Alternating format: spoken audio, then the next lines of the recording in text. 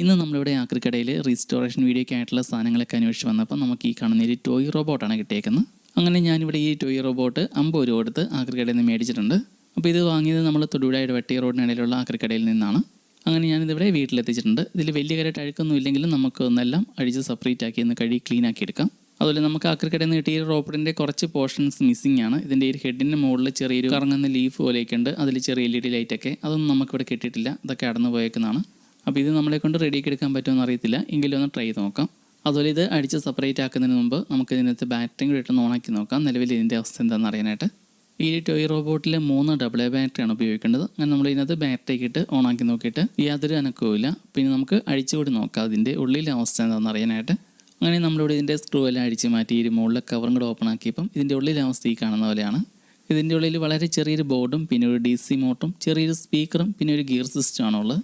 അതുപോലെ ഇത് കുട്ടികളെ ആരെങ്കിലുമൊക്കെ ഉപയോഗിച്ചിരുന്ന സമയത്ത് നിലത്ത് വല്ലതും വീണതിൻ്റെ ഫലമായിട്ടാണെന്ന് തോന്നുന്നു ഇതിൻ്റെ ഒരു ചെറിയ ടീത്ത് പോലെയുള്ളത് അടന്നു പോയിട്ടുണ്ട്. അപ്പോൾ ഇങ്ങനെയൊക്കെയുള്ള ഐറ്റംസ് നമ്മളെടുത്ത് റീസ്റ്റോർ ചെയ്യുമ്പോൾ നമുക്കുണ്ടാകുന്ന പ്രശ്നങ്ങളിലൊന്നാണ് ഇതുപോലെയുള്ളത്.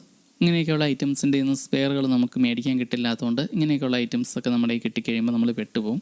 അതുപോലെ ഈ റോബോട്ടിൻ്റെ ഹെഡിൻ്റെ മുകളിലായിട്ട് ചെറിയൊരു ലീഫും അതിൽ LED ഒക്കെ വരുന്നുണ്ട്. അപ്പോൾ അതിൻ്റെ ഈ ഒരു പോർഷനും അടന്നു പോയതാണ്. എന്തായാലും നമ്മളിത് അടിച്ച് നോക്കിയ സ്ഥിതിക്ക് ഇതിനെല്ലാം ഒന്ന് അടിച്ച് സെപ്പറേറ്റ് ആക്കി എന്നെല്ലാം ഒന്ന് കഴുകി ക്ലീൻ ആക്കി എടുത്ത് നോക്കാം. അങ്ങനെ ഇപ്പോൾ ഞാനിവിടെ ഇതെല്ലാം അടിച്ച് സെപ്പറേറ്റ് ആക്കിയിട്ടുണ്ട്. അപ്പോൾ നമ്മളിതിൻ്റെ ഈ ഒരു ഗിയർ ബോൺസും ഈ ഒരു സ്പീക്കറൊന്നും കഴുകുന്നില്ല. കഴുകിയിട്ടുണ്ടെങ്കിൽ ഈ ഒരു ഗിയർ ബോൺസിലുള്ള ഈ ഒരു സാധനത്തിൻ്റെ മുകളിലുള്ള ഓയിൽ കാര്യങ്ങളെല്ലാം പോകും, അതുകൊണ്ടാണ്.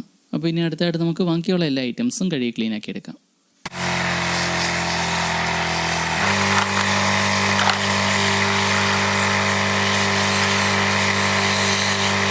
അങ്ങനെ നമ്മളിവിടെ കഴുകി ക്ലീൻ ആക്കിയ എല്ലാ ഐറ്റംസും നന്നായിട്ട് ഡ്രൈ ആക്കിയിട്ടുണ്ട്. ഇനി ഇതെല്ലാം പഴയതുപോലെ തന്നെ റീഫിറ്റ് ചെയ്തെടുക്കണം. അതുപോലെ ഞാനിവിടെ ഇതിൻ്റെ ഒരു ബോർഡിലേക്ക് ഡയറക്റ്റായിട്ട് പവർ സപ്ലൈ കണക്ട് ചെയ്ത് ഓൺ ചെയ്ത് നോക്കിയ സമയത്ത് ഇത് ഓണായി വരുന്നുണ്ട്. പക്ഷേ ഇതിൻ്റെ ഗിയർ ബോക്സിന് എന്തോ ഒരു പ്രശ്നമുണ്ട്. അങ്ങനെ ഞാനിത് അടിച്ച് നോക്കിയപ്പം ഇതിൻ്റെ ഉള്ളിലെ അവസ്ഥ ഈ കാണുന്ന പോലെയാണ്. ഇതിൻ്റെ ഉള്ളിൽ ഈ ഒരു പൽച്ചക്രത്തിൻ്റെ ടീത്ത് കുറച്ച് അടർന്നു പോയി, അതുകൊണ്ട് ഇത് കറക്റ്റായിട്ട് വർക്ക് ചെയ്യില്ല. അപ്പോൾ ഈ ഒരു സെയിം അളവിലുള്ള പൽച്ചക്ര കിട്ടാൻ ബുദ്ധിമുട്ടായതുകൊണ്ട് നമുക്കിത് റെഡിയാക്കി എടുക്കാൻ പറ്റില്ല.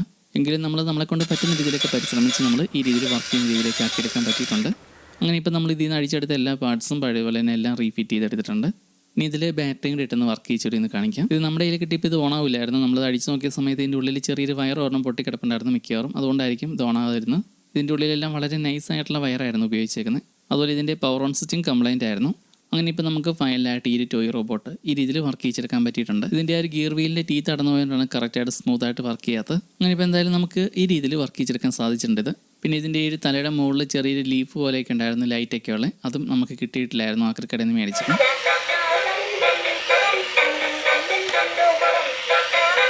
അപ്പോൾ ഇനി പുതിയൊരു വീഡിയോ ആയിട്ട് വീണ്ടും കാണാം.